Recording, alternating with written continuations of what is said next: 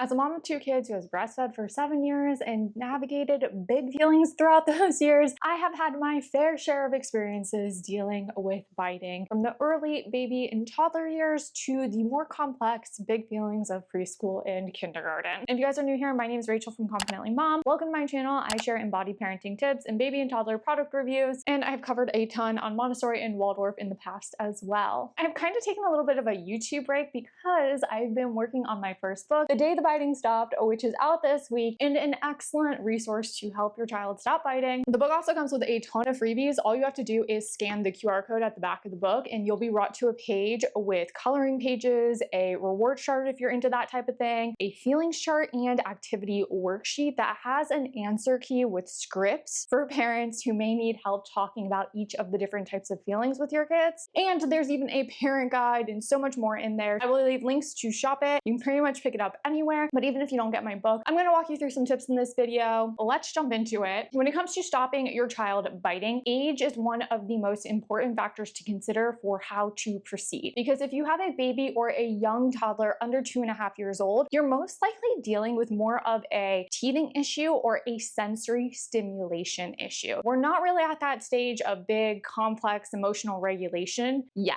So really you're looking at gum relief at this age. And for that, I really love this teether as well as these teethers especially. All of them have these little prongs, and the prongs, yes, can go directly back to encourage the gag reflex they'll need for eating if they're only like 6 months old. But as they get older, those prongs can also go side to side into the molar region for that tooth relief. I especially love this set because it has the different sensory textures that they might be seeking. I keep these all in the fridge and would just rotate them out as needed. And if you need some quicker relief, I also really like these drops. Now, if your little one is biting at the breast during nursing sessions, I've gone through that as well. What I would typically do if it's more sleepy and not a full clamp down, I'll take a finger and gently rub it up their jaw to just bring awareness to that part of their body, and I'll say gentle, soft, while also tapping my breast. And then if there's a full clamp down where it actually hurt, I will just unlatch them and end the nursing session. Do that a few times and they will figure out very quickly to not do that anymore. With the one exception being if they're actually falling asleep during nursing. I have found that they, like when their body does that little pre-sleep spasm, it'll accidentally happen, at which point it's on you to really end the nursing session before they're asleep there anyway, because you'd ideally not want them falling asleep using you as a human pacifier. Now for older toddlers through kindergarten age, we are dealing with typically more complex, big feelings and needing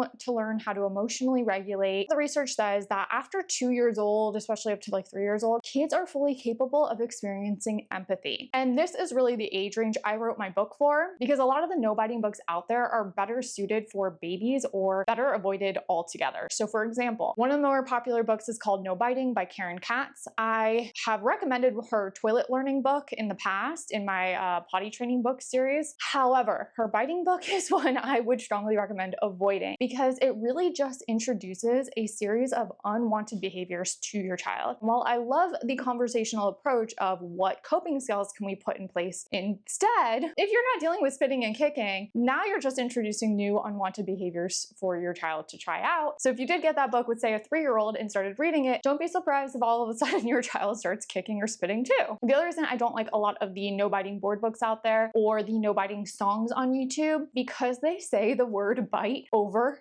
and over and over again. From a child development perspective, what they're doing is subconsciously placing that action in the child's head over and over and over again, making it not really an approach to truly stop the biting from happening. And what a lot of those songs or books do is they follow a specific format where they talk about the things you should not bite, and then they talk about the things that you should bite. And once again, you're teaching your child different experiments to try out, because at the end of the day, little kids are really like little scientists. They want to see the cause and effect of different things. So if the book says don't bite a shoe, all of a sudden you may have a shoe chewer on your hands because they wanted to see what your reaction would be. So So for that reason, I personally don't love those books. A lot of child development experts will say that kids hear the last thing you say. So if you say no biting, what they really hear is just the word biting. And for that reason, I kind of just recommend avoiding all of those types of languages of no biting or don't bite this altogether. Additionally, a lot of the biting books out there claim that biting hurts. And while biting can hurt, and that is a more positive statement in language to use, so I would opt for something more along those lines if you didn't get my book. I will say biting does not always hurt. So I'm going to share a little story about kind of like the inspiration behind the book and how we got here. And it all starts with my very sweet, very smart son. So we went through a very, very long biting phase where he only bit me and his sister, and I would follow all of the expert advice. I won't let you bite me. Biting hurts. You hold their body back in some way, validating their feelings. I see you're mad. You can stomp your feet, or you can say, I feel angry. Validate the feeling and tell them the positive coping behavior instead.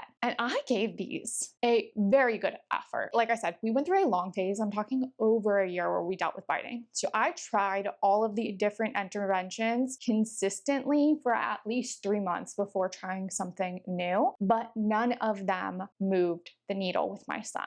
In fact, all it did was make him smarter for how to get into a power struggle with me, because yes, he did believe me when I said biting hurts. So he started to make it where biting no longer hurt. And so I guess the best way to equate it is like if you've ever dealt with a new puppy, how they do puppy nips where it doesn't really hurt, but like they're still getting you. And that's basically what he was doing. I would start saying my script, biting hurts, and he would be like, no, it doesn't. I didn't actually bite you. And he would like flip the script on me. And I'm like, why am I arguing with a 3-year-old right now? This is insanity, because he's right that I've just been doing this for so long that like I'm not even really in this, which led to me really needing to slow down and become more embodied in my parenting approach and really take some time to evaluate what's going on. And I share a lot of those aha moments in my Substack article on the shadow work of parenting, which I definitely recommend reading. But essentially, he was like putting his mouth on me, but not actually biting down. And he would say, see, I'm not biting. And I'm like, okay, so you have the self-control, but you still want something here. And we're not communicating well. And the reality was that the trust had been so ruptured from me using these parenting scripts versus being truly emotionally present with my son and myself. Again, in that shadow work on parenting Substack, I get into a lot of that we needed to go through a whole trust rebuild process. We needed to build connection again. And he really needed to learn the skills of empathy, personal responsibility, accountability that none of the biting books out there really addressed or talked about. And that's what led me to writing this book. It started off as a story that I told him, and my daughter would also listen because she loved the story too. And it eventually evolved into this book. I ended up writing a ton of different books over the last year. So my hope is to release one book every 6 months or so. And I'm really excited for those. At the end of the day, this book really teaches how biting can hurt, even if it doesn't physically hurt. It teaches that personal responsibility, that accountability, the empathy. It is an actual story that kids will enjoy and feel engaged with instead of just a clinical parenting script that they feel like is talking down to them or feels boring. Like I said at the beginning, if you get the book, you also get my full parenting guide where I go into detail about the one-on-one approach that I got to with my son and both my kids for stopping unwanted behavior. That really is more of a positive discipline approach. That is all really exciting. Be sure to grab your copy, or maybe a few, one for you, one for your kid's classroom, maybe a gift this holiday season, and stay tuned for future releases, as well as make sure you guys have subscribed to my Substack, because while I have not been on YouTube as much, I do have monthly printables that come out there, like Halloween worksheets, fall activity sheets. I have winter ones coming up, holiday ones coming up. So lots of little printables you guys can put in the kitchen if you're trying to get dinner done, set those out in a tray. There's also like a parenting manifesto workbook. New ones come out every single month. I also have ChatGPT guides. One of them is my favorite on using ChatGPT as your therapist. If you guys don't know, I was previously a counselor and I decided to get off of the road to licensure, but I worked in the counseling field, both on the research side and one-on-one with clients for nearly a decade. So I kind of give you the behind the scenes as a former counselor, what I prompt my ChatGPT so it's actually a decent therapy session and not gonna like lead you down AI psychosis. Anyway, there's all that on my Substack too. If you guys have any questions, feel free to hit me up. As always, my name's Rachel. Have a good one.